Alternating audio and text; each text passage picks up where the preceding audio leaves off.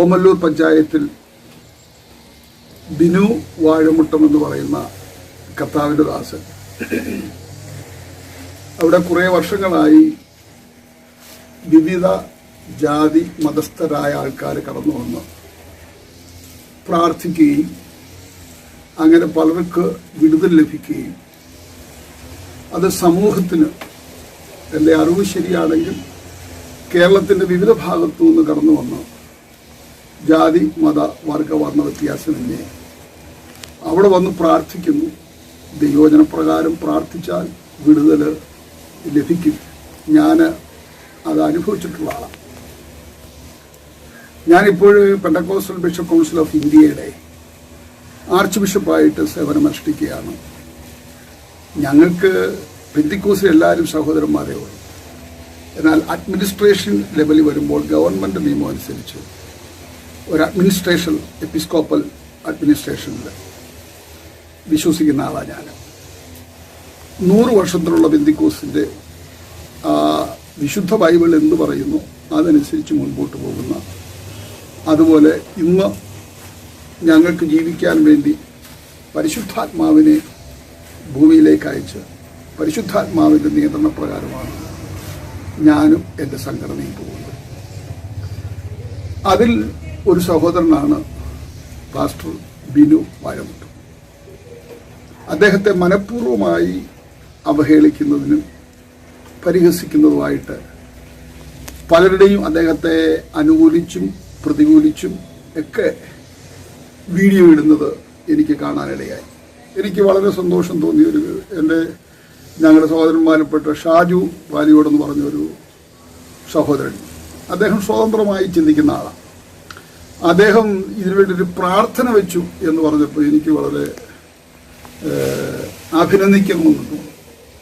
അദ്ദേഹം ആ പ്രാർത്ഥന, അതാണ് ഞങ്ങളുടെ മാർഗം, പ്രാർത്ഥന.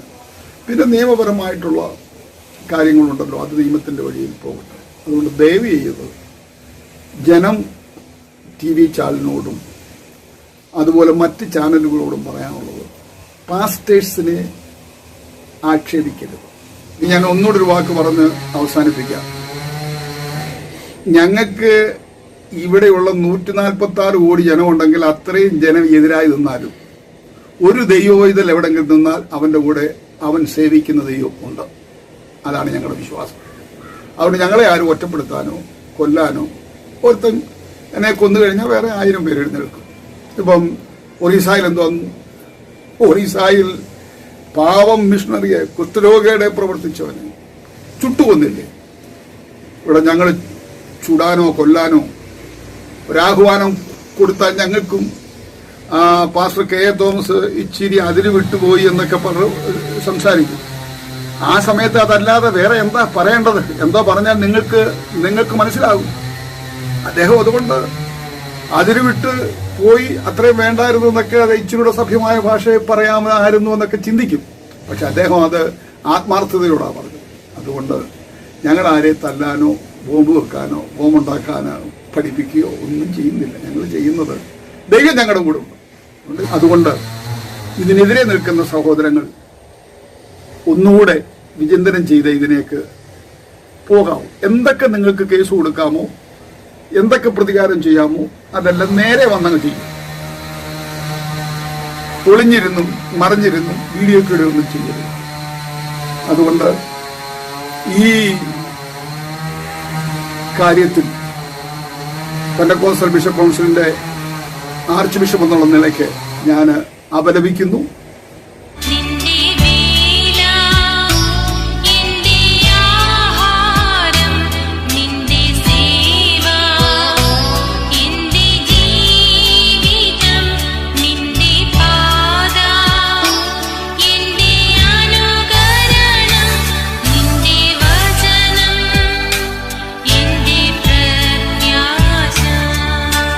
പ്രിയ മിസ്റ്റർ ബിനു വാഴമുട്ടം എന്ന് പറയുന്ന വ്യക്തി, അദ്ദേഹം യാതൊരു കാരണവശാലും നമ്മുടെ ഭാരതീയ നിയമവ്യവസ്ഥയ്ക്ക് വിരോധമായി ഒന്നും ചെയ്യുന്നില്ല എന്ന് ജനങ്ങൾക്കും അറിയാം, കേരള പോലീസിനും അതറിയാം.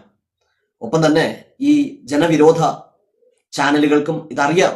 എങ്കിലും അവർ അതിനെ കൊട്ടിഘോഷിച്ചുകൊണ്ടിരിക്കുന്നു. അതിനോടൊപ്പം തന്നെ ഈ